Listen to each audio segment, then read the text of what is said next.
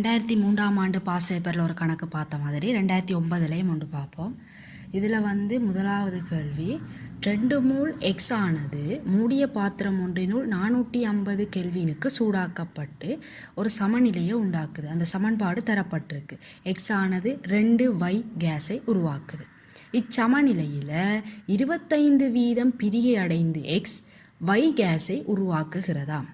மொத்த அமுக்கம் 6×15 Newton metre -2 ஆகவும் காணப்படுகின்றது என்று தந்திருக்கிறோம்.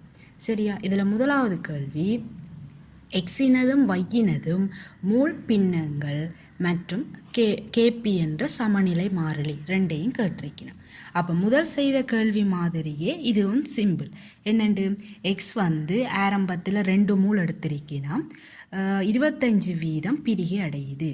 சரிதானே? அப்போ பிரிகை அடைகிறதும் சரி, உருவாகிறதும் சரி எவ்வாறு இருக்கும்? அவையினுடைய பீசமான குணகங்களின் படி இருக்கும். அப்போ எக்ஸ் 2 மூல் ஆரம்பத்தில் எடுத்திருக்கிறோம், 100க்குத்தான் 25%. அப்போ 100க்கு 25% பிரிகை அடைந்தால் 2 மூலுக்கு எவ்வளவு பிரிகை அடையும்? 0.5 மூல். அப்போ எவ்வளவு வை உருவாகும்? அதை போல் 2 பங்கு உருவாகும். அப்போ 0.5 2 பங்கு 1 மூல். அப்போ ஆரம்ப மூல் தெரியும் 2 மூல், பிரிகை அடைந்தது 0.5. இப்போ இறுதியாக சமநிலையில் இருக்கிற எக்ஸின் அளவு 1.5 மூல். வை எவ்வளவு உருவாகி இருக்கு? 0.5 2 பங்கு. அப்போ 1 மூல் உருவாகி இருக்கு. இப்போ உங்களோட சமநிலையில் இருக்கிற எக்ஸினதும் வையினதும் மூல்கள் எண்ணிக்கை தெரியும். அப்போ மொத்த மூல் தெரியும் 1.5 சக 1 2.5. மூல் பின்னங்கள் காணலாம். 2.5 மேல் எக்ஸின் மூல் எவ்வளவு? 1.5. அப்போ எக்ஸின் மூல் பின்னம் 5 மேல் 3. வையின் மூல் பின்னம் 1ல் இருந்து 5.3 கழிச்சும் வரும், அல்லது 2.5 மேல் 1 போட்டு மூல் பின்னம் காணலாம். ஏனென்றால் எவ்வளவு வாயுக்கள் இருந்தாலும் மூல் பின்னங்களோட கூட்டுத்தொகை எப்போதுமே எவ்வளவு? 1க்கு சமன். அப்போ 1 மூல் பின்னம் தெரிஞ்சால் 2 வாயுக்கள் இருக்கிற இடத்துல ஒரு வாயுண்ட மூல் பின்னம் தெரிஞ்சால் மற்றவனுடைய மூல் பின்னம் 1ல் இருந்து கழிச்சு விடலாம். சரிதானே? இனி மெட்டது சமநிலை மாறிலி கேபி. கேபிக்கு உங்களுக்கு சமன்பாடு கோவை எழுத தெரியும். இது விளைவின் கீழ் தாக்கின்ற விளைவு வை. அப்போ வையின்ற பௌதிய முக்கத்தின் வர்க்கம் என்ற பீசமான குணகம் 2 அதன் கீழ் எக்ஸினுடைய பௌதிய முக்கம். வையினுடைய பௌதிய முக்கம் மூல் பின்னம் தர மொத்த முக்கம். அதை வச்சுக்கொண்டு கண்டிருப்பீங்கள். இனி மேலே கண்ட பெருமானங்களை பிரதியிட்டு சமன்பாடை தீர்க்கிறது தான். உங்களுக்கு மொத்த முக்கம் 6×15 நியூட்டன் மீட்டர் -2 தந்திருக்கணும். அப்போ அதை வச்சுக்கொண்டு நீங்கள் கேபி கண்டறிவீங்கள். அப்போ முதலாவது கேள்வி 450 கெல்வினில் கேபி கண்டுட்டீங்க. இனி அடுத்த கேள்வி என்னண்டாவாம், 600 கெல்வினுக்கு மேலும் வெப்பநிலையை அதிகரிக்க செய்த போது இந்த வை மேலும் சட்டாக பிரிகை அடையுது. அப்போ பாருங்க, 450 கெல்வினில் எக்ஸ் ஆனது வையாக மட்டும்தான் பிரிகை அடைந்தது. இப்போ 600 கெல்வினுக்கு உயர்த்தப்பட்ட போது வெப்பநிலையை அந்த வை சட்டாக பிரிகை அடையுது. அப்போ இங்கே எக்ஸ் வையாகவும் உருவாகும், அதே நேரத்தில் இந்த வை மேலும் ஒரு சட்டையும் உருவாக்க போகுது. அப்போ அதுக்குரிய சமன்பாடு தந்திருக்கணும்.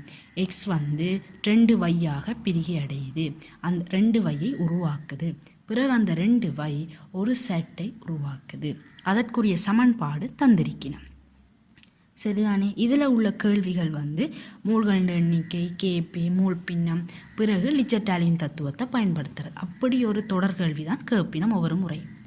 இதில் சொல்லியிருக்கணும், எங்களுக்கு கேள்வியை வடிவாக வாசிப்போம். 2 மூல் எக்ஸ் கேஸை ஆரம்பத்தில் உபயோகிக்கப்பட்ட போது சமநிலையில் வையுடன் சேர்ந்து 1 மூல் எக்ஸும் 0.5 மூல் சட்டும் இருக்க காணப்படுகிறது. அப்போ எங்களுக்கு ஒரு அந்த கேள்வியில் குழப்ப நிலைகள் ஒன்றுமே இல்லை. சமநிலையில் வையுடன் சேர்ந்து 1 மூல் எக்ஸும் 0.5 மூல் சட்டும் இருக்கா. வையின்ற பெருமானம் சொல்லலை, சட்டும் எக்ஸும் எவ்வளவு இருக்குன்று தான் சொல்லியிருக்கிறேன். இப்போ இதுக்கு நாங்கள் அந்த ஆரம்பம், பிரிகை மூல், இறுதி மூல் என்ற ஒரு சமன்பாடு போட்டோம்னா எங்களுக்கு சுகமாக இருக்குது. ஆரம்பத்தில் எக்ஸுன்ற அளவு 2 மூல், அப்போ வை இல்லை, சட்டும் அப்போ இல்லை. இப்போ எங்களுக்கு சமநிலையில் எக்ஸ் வந்து எவ்வளவு இருக்காம், 1 மூல் இருக்காம்.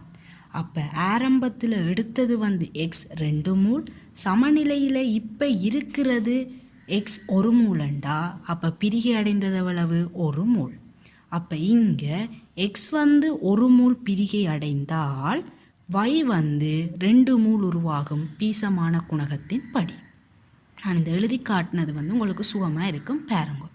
அப்போ எக்ஸ் வந்து 1 மூல் பிரிகை அடைந்தால் y 2 மூல் உருவாகும். சரிதானே? இனி இப்போ 2வது தாக்கத்தில் இப்போ இருக்கிற ஆரம்பமாக கருதப்படுற வையின்ற அளவு முதல் எக்ஸில் இருந்து உருவாகின வையின்ற அளவு 2 மூல். சரிதானே? அந்த 2 மூல் வை தான் இப்போ 2வது தாக்கம் நடக்கக்குள்ள வையின்ற ஆரம்ப மூலாக இருக்கும். அப்போ வை இப்போ 2 மூல் இருக்குது. சரிதானே? இப்போ செட் எவ்வளவு உருவாக போகுது என்றதான் இப்போ எங்களுக்கு வேணும். அதை அவை கேள்வியிலேயே சொல்லியிருக்கிறோம் பாருங்கோ. சமநிலையில் வையுடன் சேர்ந்து 1 மூல் எக்ஸும் 0.5 மூல் செட்டும் இருக்குதாம். அப்போ இப்போ எங்களுக்கு சமநிலையில் இருக்கிற செட்டுன்ற அளவு எவ்வளவு, 0.5. அப்போ இனி பீசமான குணகத்தின் படி தான் உருவாகிறதும் பிரிகை அடைகிறது. அப்போ இப்போ எங்களுக்கு என்ன, செட்டை உருவாக்குற வை எவ்வளவு இருந்திருக்கு ஆரம்பத்தில், 2 மூல். செட் எவ்வளவு உருவாகி இருக்குது, 0.5 மூல். அப்போ 0.5 மூல் செட் உருவானா அதை போல் 2 பங்கு தான் வை பிரிகை அடைந்திருக்கும். ஏனெனில் பீசமான குணகம் வைக்கு 2ம் செட்டுக்கு 1. அப்போ 2 மூல் வை இருக்குது, 1 மூல் பிரிகை அடைந்தால் தான் அதன் அரைவாசியான 0.5 மூல் செட் உருவாகி இருக்கும். அப்போ எங்களுக்கு 1 மூல் பிரிகை அடைஞ்சிருக்கு. இப்போ வையின்ற அளவு 1 மூல். சரிதானே? அப்போ உங்களுக்கு அது சொன்ன மாதிரி அந்த ஆரம்பத்தில் எவ்வளவு இருக்குது, பிரிகை அடைஞ்சிருக்கு எவ்வளவு, இறுதி எவ்வளவு இருக்குன்றதை தெளிவாக போட்டிங்கன்னா உங்களுக்கு எந்தவித குழப்பமுமே வராது. இங்கே 2 தரம் நடக்குது. ஒன்று எக்ஸ் வையை உருவாக்குது, பிறகு அந்த வை செட்டை உருவாக்குது. சமநிலையில் எக்ஸ் எவ்வளவு இருக்குது, செட் எவ்வளவு இருக்குதுன்றதை தந்திருக்கணும் என்ன கேள்வியிலேயே. அப்போ எங்களுக்கு இப்போ வை எவ்வளவு இருக்குன்றது ஒரு கேள்வியாக கேட்பணும். முதலாவது கேள்வி அதான், சமநிலையில் உள்ள வையின்ற மூல எண்ணிக்கை எவ்வளவு. அது உங்களுக்கு என்ன, அந்த மேலே உள்ள அந்த சமன்பாட்டில் நீங்கள் கண்டுபிடிச்சிடுவீங்க. என்னது இருக்கும், வை வந்து 2 மூல் உருவாகி இருக்குது, 1 மூல் பிரிகை அடைஞ்சிருக்கண்டால் அப்போ 1 மூல் இப்போ இருக்குது. இனி எக்ஸ் வை செட்டினது மூல் பின்னங்கள். மொத்த மூல் உங்களுக்கு தெரியும். எக்ஸ் வந்து 1 மூல், வை 1 மூல், செட் வந்து 0.5 மூல். அப்போ 2.5 மூல் மொத்த மூல். அப்போ மொத்த மூலின் மேல் அவற்றினுடைய மூல்கள் தான் மூல் பின்னம். அப்போ உங்களுக்கு ஒவ்வொன்றையும் மூல்கள் எண்ணிக்கையும் தெரியும், மூல் பின்னமும் தெரியும். இனி அதை வச்சுக்கொண்டு மொத்த மூலும் தெரியும், மூல் பின்னங்கள் கண்டறிவீங்க. சரிதானே? இனி அடுத்த கேள்வி வந்து சமநிலையில் தொகுதியினுடைய மொத்த அமுக்கம். சரி, அமுக்கம் காண்றேண்டா எங்களுக்கு வாயுக்கள் தொடர்பாக இருக்கிற ஒரே ஒரு சமன்பாடு தான் எங்களுக்கு தெரியும், PV = nRT. அதில் இருந்து உருவாகிறதான் என்னது, P = CRT. சரி, இப்போ எங்களுக்கு கனவளவும் தெரியலை, செறிவும் தெரியலை. அப்போ எங்களுக்கு என்ன, அப்போ 2 சமன்பாடுகள் எடுத்து, ஒருங்கமை சமன்பாடுகள் எடுத்து தீர்க்கிறதான் இங்கே யூஸ் பண்ண போகிறோம். அதுதான் இப்போ என்னெண்டா 450 கெல்வினுக்கும் 600 கெல்வினுக்கும் என்ன மாதிரி என்று பார்ப்போம். எங்களுக்கு என்ன, அங்கே பயன்படுத்த போகிற சமன்பாடு PV = nRT. மொத்த அமுக்கம் என்று P எடுத்தமென்றால் அங்கே வருகின்ற எண் வந்து மொத்த மூலாக இருக்கணும். அதான் இங்கே ஒரு மெயின். இப்போ நான் குறிப்பிட்ட ஒரு வாயுக்கு என்றால் அந்த குறிப்பிட்ட வாயுண்ட மூல எண்ணிக்கையைத்தான் என்ன பயன்படுத்தினோம் என்றால் அந்த குறிப்பிட்ட வாயுண்ட அமுக்கம் தான் அங்கே வரும். மொத்த மூல் பாவிச்சமெண்டா மொத்த அமுக்கம் வரும். அப்போ இப்போ எங்களுக்கு என்னது, 600 கெல்வின்லையும் 450 கெல்வின்லையும் என்னென்ன பெருமானங்கள் எங்களுக்கு தெரியுமென்றதை எழுதுவோம். அப்போ எங்களுக்கு 600 கெல்வினில் மொத்த மூல் 2.5 மூல், கனவளவு தெரியலை, அமுக்கம்தான் கேள்வி. 450 கெல்வினில் மொத்த மூல் 2.5, கனவளவு தெரியலை, அமுக்கம் 6 × 10⁻⁵ பாஸ்கல். அப்போ இப்போ எங்களுக்கு 2 இடங்களிலையுமே மொத்த மூல் சேம், அமுக்கம் தெரியலை கேள்வி. வெப்பநிலை தெரியும், கனவளவு தெரியாது. 2 கனவளவும் சமன் என எடுகோள் எடுத்துக்கொண்டு அடுத்த கேள்வி எடுகோள்கள் என்னென்று கேட்டால் அதை நாங்கள் அதில் எழுதுவோம். சரிதானே. அப்போ இப்போ எங்களுக்கு பிவி சமன் எண்ணாற்றி பயன்படுத்தினோம் என்றால் 2 இடங்கள்லையும் 600 கெல்வின்லையும் சரி 450 கெல்வின்லையும் சரி கனவளவு மாறிலி, மொத்த மூலெண்ணிக்கை மாறிலி, ஆறுன்றது ஒரு அகிலவாயு மாறிலி. அவை எல்லாத்தையும் மாறிலிக்கு கொண்டு வந்தோம் என்றால் பி நேர்விகித சமன் டி. அப்போ அமுக்கம் வெப்பநிலைக்கு தனி வெப்பநிலைக்கு நேர்விகித சமனாக இருக்கும். கவனம், தனி வெப்பநிலை. அப்போ இப்போ எங்களுக்கு 450 கெல்வினில் அமுக்கம் எங்களுக்கு தெரியும், 600 கெல்வினில் அமுக்கம் கேட்கணும். அப்போ நாங்கள் 2 கோவைகளை எடுத்து என்னது ஒன்றோட பிரிக்க வரும் 8 தர 15 பெஸ்கல். சரிதானே. அப்போ இப்போ எங்களுக்கு என்னது மொத்த அமுக்கம் கண்டுட்டோம். இனி சமநிலை மாறிலியை கேட்கினோம். எக்ஸில் இருந்து 2y கேஸ் உருவாகிறதுக்குரிய சமநிலை மாறிலி. ஏன் நீங்கள் சமநிலை மாறிலியை திருப்பி கேட்கணும்? வெப்பநிலை மாறி இருக்குது. அப்போ சமநிலை மாறிலி என்ன செஞ்சுருக்கணும்? மாறி இருக்கணும். அப்போ அதால் தான் அவை இப்போ என்ன திருப்பி கேட்கணும். அப்போ நீங்கள் இப்போ என்ன செய்வீங்களா, அதே சமன்பாடு கேபி விளைவுண்ட பௌதிக அமுக்கத்தின்கள் தாக்கின்ற பௌதிக அமுக்கம். அப்போ விளைவு இங்கே 2 பீசமான குணகம் 2 வையின்ற பௌதிக முக்கத்தின் வர்க்கத்தின் கீழ் எக்ஸினுடைய பௌதிக முக்கம். இங்கே என்ன மூழ்பின்னம் போடுவீங்க? நீங்கள் 2வது கேள்வியில் கண்ட மூழ்பின்னம் தான் போடணும். இது 2.5 மேல் 1 வையினுடைய மூழ்பின்னம், எக்ஸினுடைய மூழ்பின்னம் 2.5 மேல் 0.5. அவையிலும் மொத்த முக்கம் கண்டிருக்கிறோம் 8 தர 15 பெஸ்கல். அதுகளை வச்சுக்கொண்டு கேபி காணுவீங்கள் 3.2 தர 15 பெஸ்கல் வரும். சரிதானே. அப்போ இதுதான் இது. அப்போ இந்த இடத்துல பிவி சமன் எண்ணாட்டி அப்ளை பண்ணிக்குள்ள சில இடுகோள்கள் கேட்டிருந்துச்சு நம்மண்டால் என்ன, ஒன்று லட்சிய வாயுக்கள், மற்றது இங்கே கனவளவு 2லையுமே மாற்றம் இல்லை. 450 கெல்வின்லையும் சரி 600 கெல்வின்லையும் சரி ஒரே கனவளவு, வாயுக்களும் விரிவடையவில்லை என்ற ஒரு இடுகோள்களை எழுதுவீங்க இங்கே கேட்கல. சரிதானே. ஓகே. இனி அடுத்த கேள்வி அதில் கேட்டிருக்கணும் உபயோகித்த இடுகோள்கள் என்ன என்றது கேட்டிருக்கணும். என்னது, மேலுள்ள சி பகுதியில் நீர் உபயோகித்த இடுகோள்கள் ஜாதம் இருப்பின் கூறுக என்று கேட்டிருக்கணும். அப்போ அதைத்தான் நீங்கள் எழுதுவீங்க. இங்கே வாயுக்கள் லட்சிய நடத்தை உடையதென்று எழுதுறது ஓகே. ஆனால் இங்கே தரப்பட்ட வாயுக்கள பெயரை குறிப்பிட்டு எழுதுங்கோ. ஏனென்றால் 2012ஆம் ஆண்டு சக்ஷரில் வந்த கேள்விக்கு வாயுக்கள பெயர்கள் இனங்கண்டு லட்சிய வாயுக்கள் என்று சொல்லாட்டி மார்க்ஸ் கொடுக்க 2 ஸ்கீமில் இருக்குது. அப்போ அதால் இங்கே எக்ஸ் ஒய் ஜெட் வாயுக்கள் லட்சிய நடத்தை உடையது, மற்றது பாத்திரத்திலும் சரி வாயுக்களிலும் சரி விரிவு ஏற்படவில்லை என்றது எழுதிக்கொள்ளுங்க. சரிதான். ஏன்னா எங்களுக்கு எந்தெந்த டைம் என்னென்ன எடுகோள்கள் கொடுப்பினோம்னு தெரியலை. இதே இது லட்சிய நடத்தை உடைய வாயுக்கள் என்று மேலே கேள்வியில் சொன்னால் நீங்கள் அதை எழுத இயலாது. என்ன எழுதுவீங்க? வாயுக்கள் பாத்திரத்தில் விரிவை ஏற்படுத்தவில்லை என்றதான் எழுதுவீங்க. சரிதானே. இனி அடுத்தது என்னது, ஒரு அகவெப்பமா புறவெப்பமா என்றதை கண்டுபிடிக்கட்டாம். இது லிச்சட்டாலியன் தத்துவத்தை வச்சு தான் நாங்கள் கதைப்போம். ஒரு பிரச்சனையும் இல்லை. இதே மாதிரி 2003ஆம் ஆண்டு வந்த கடைசி கேள்வியிலையும் சொன்னேன் நான், லிச்சட்டாலியன் தத்துவம் அப்படி அப்ளை பண்ணுறேன். இங்கேயும் அதே மாதிரி தான். என்ன, ஒன்று கேபியை வச்சு பார்ப்போம், மற்றது வெப்பநிலையை வச்சு பார்ப்போம். சரிதானே. ஓகே. இப்போ 2 வெப்பநிலைகளில் 2 வேறுபட்ட கேபிகள் பெருமானம் வந்திருக்கு.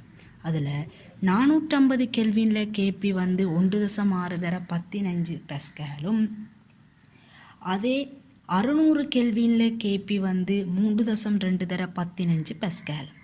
இனி பாருங்க, வெப்பநிலை அதிகரிக்கும் போது கேபி அதிகரிச்சிருக்கு.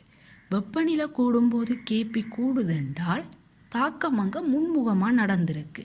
ஏனென்றால் கேபிக்குரிய சமன்பாடு என்ன, எங்களுக்கு வையினுடைய அமுக்கம் பௌதிக அமுக்கம் அதன் வர்க்கம் அதன் கீழ் எக்ஸினுடைய பௌதிக அமுக்கம். அப்போ மேலே இருக்கிற பெருமானம் கூடுமாக இருந்தால் கேபி இங்கே என்ன செய்யும், கூடும்.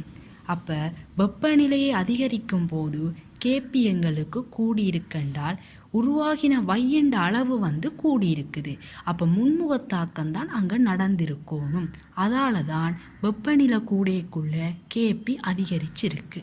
அப்போ இப்போ கேபி வெப்பநிலை அதிகரிக்கும் போது அதிகரித்ததால் முன்முகத்தாக்கம் நடந்திருக்கணும். சரிதானே. இப்போ எங்களுக்கு தாக்கம் முன்முகமாக நடந்திருக்கு. இனி அது அகவெப்பமா புறவெப்பமான்றதை வெப்பநிலை வச்சு கண்டுபிடிப்பேன். வெப்பநிலை என்ன செய்யுது, கூடுது. லிச்சர்டாலியன் தத்துவத்தின்படி வெப்பநிலையை அதிகரித்தால் அதை குறைக்க முயற்சி செய்யும். குறைக்கணும் என்றால் வெப்பநிலையை என்ன செய்யணும்? குறைக்கணும். அப்போ வெப்ப சக்தியை டக்கண்டு உள்ளுக்கு உறிஞ்சி வெளியில் இருக்கிற அந்த தொகுதியின் வெப்பநிலையை குறைச்சிடும். அப்போ உள்ளுக்கு உறிஞ்சணுமெண்டா என்ன நடக்கும்? அகவெப்ப திசையில் நடக்கும். சரிதானே? அப்போ இங்கே அகவெப்ப திசையில் தாக்கம் நடந்திருக்குது.